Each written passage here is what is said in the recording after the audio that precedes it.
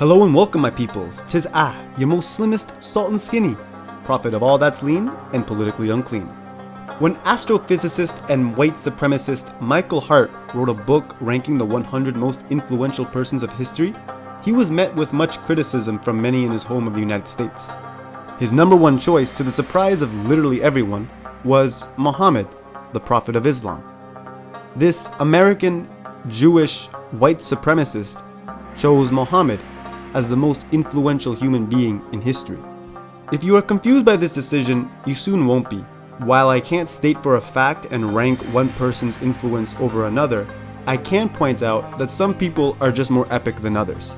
And there is no one who is more legendary than that of the Prophet of Islam himself, Mohammed. By the end of this video, whether you are religious or secular, you will see why Mohammed is not only the most popular name in the world, but also the greatest historical figure that ever lived. The hustle and grind that this man made to get into the Hall of Historical Fame is one that should be remembered and respected, regardless if you are Muslim or not. The man would single-handedly change the world in ways that are so radical, you'd think he was led by God.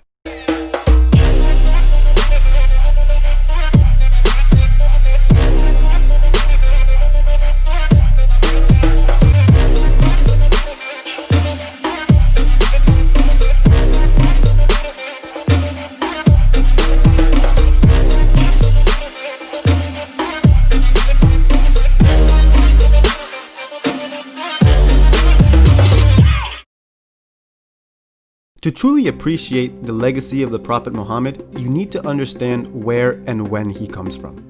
We don't know too much about Muhammad, but we speculate that he was born around the 500s AD in the deserts of what is now Saudi Arabia, a place that is hot, barren, and unforgiving. Here, he grew up among the Arab Bedouins, a nomadic people who have roamed these merciless deserts for thousands of years.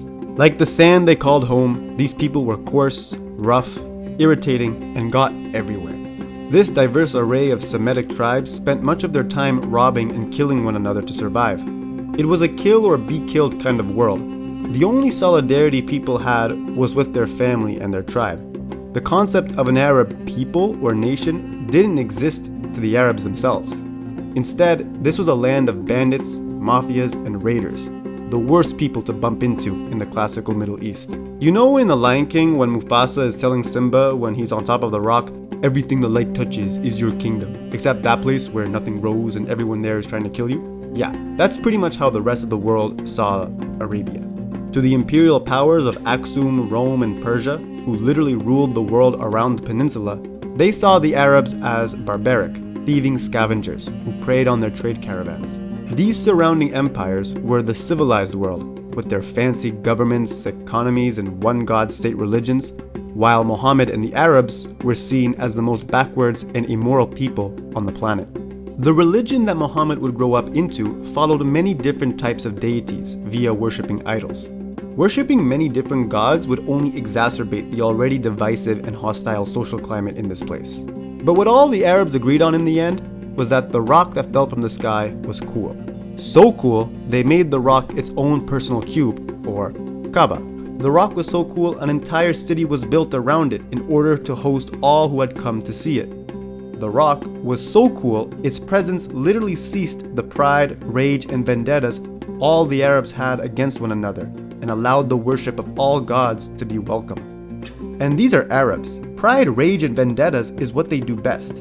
Muhammad's tribe, the Quraysh, were the guardians of the Kaaba and became rich from the caravans and pilgrims who visited the city. Although coming from a wealthy tribe, Muhammad himself was a very humble and laid-back kind of guy who enjoyed discussing politics and religion with Christians, Jews, Sabaeans, and really anyone who talked to him. Being a caravan trader, Muhammad was a pretty well-traveled guy, trading with peoples from around Arabia and the ancient Middle East. It was from his career as a merchant that he would meet his first wife and most important ally, Khadijah. Now, Khadijah is not your typical 5th century broad. This is a woman who had been navigating trade routes since before Muhammad learned how to walk. She had already married and concealed children twice prior to meeting Muhammad, and was a very wealthy and prestigious individual amongst the desert pirates. She would be Muhammad's mentor and eventually marry him, having his first children. As well as being the main breadwinner and mentor of our protagonist, Khadijah was first and foremost a wife to Muhammad. Her companionship, love, and loyalty were perhaps her most important qualities. When Muhammad began to panic and fear for his sanity because an angel kept telling him to become the voice of the one true God, Khadijah didn't freak. She didn't feed into his insecurity, didn't divorce him. Nah, she was by his side the whole time, and even believed that he should take this prophecy thing seriously. She became Muhammad's first follower, and thus the first Muslim. Islam, as a religion, was literally born out of Muhammad's marriage to this woman. Without Khadijah, there's no Islam. Inspired, Muhammad saw an opportunity to truly bring justice, peace, and unity to a savage world. This was not going to be an easy thing to do, but luckily for Muhammad, God was on his side. Now, unlike those other prophets who needed God's magic to part the sea and come back from the dead, all Muhammad had was the message. That's it. That's his miracle. He doesn't fly or walk on water. No, all this guy has is himself. His miracle as a prophet is that when he got up and freestyled God's message to the world, people would actually remember his words. Muhammad couldn't write, let alone could most Arabs read. So in order to get God's message across, he delivered it through preaching poetry.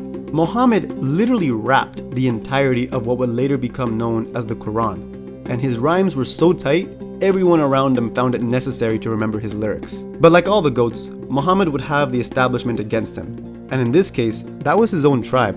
The Quraysh were not comfortable with Muhammad and his Muslim crew claiming that the icons that made Mecca rich were nothing more than lies. This was going to ruin their Kaaba business.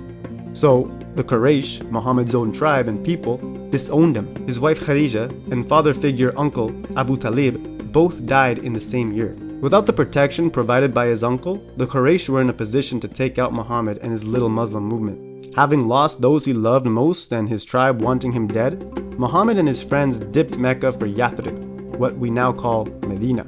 It is this exodus or migration from Mecca to Medina, the Hijrah, that the Islamic calendar begins year 1. In the Christian calendar, 622 AD. Medina was more welcoming to the Muslims than Mecca, so welcoming that they made our protagonist in charge of settling disputes that the city was having.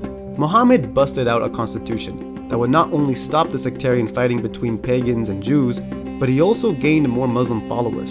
So many followers that the Quraysh began to notice. They didn't like this Islamic influence, so they sent an army over twice the size of Muhammad's Muslim friend group to take him out. But with God on their side, Muhammad and his posse defeated them in the Battle of Badr.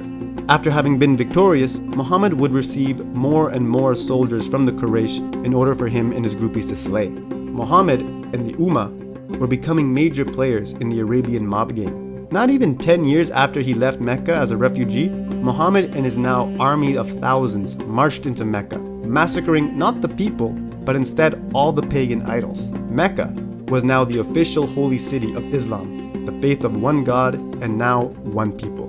Muhammad shortly after would have the majority of the Arabian Peninsula under his banner of Islam. For the first time ever in history, the Arabs saw themselves as a single community and nation, one that valued the submission to God more than creed or tribe.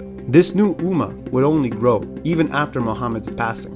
When Muhammad died in 632 AD, he left the world a new nation, religion, and eventually empire.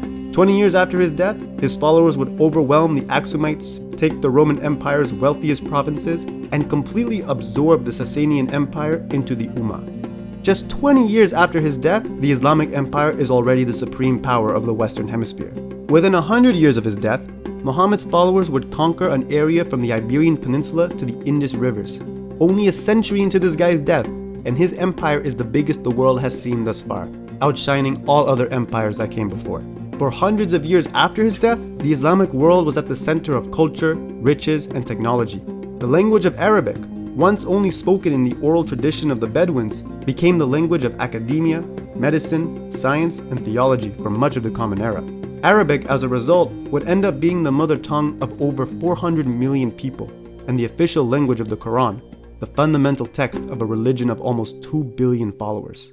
While most legends seem to die alongside their achievements, Muhammad's legacy only grew, and to this day continues to grow, as Islam is the fastest growing religion on the planet, and the name of its prophet being the most popular in the world. Although many would try to slander his name and people, it doesn't change the fact that Muhammad and the Arabs had the greatest debut in history. From a desert people only interested in killing each other, a single man with nothing more but faith and poetry would unite these savages and topple all those who looked down on them, planting the seeds for one of human history's greatest civilizations. Regardless if you are Muslim or not, we can't deny this legendary feat. In fact, Muhammad's story is even more remarkable through a secular lens than it is through a religious one. The fact that the guy would make up Islam is more impressive than God giving it to him. History itself holds much meaning and value to this man's name, whether you believe in his story or not. And that, my friends, is why Muhammad is the most legendary figure of all time.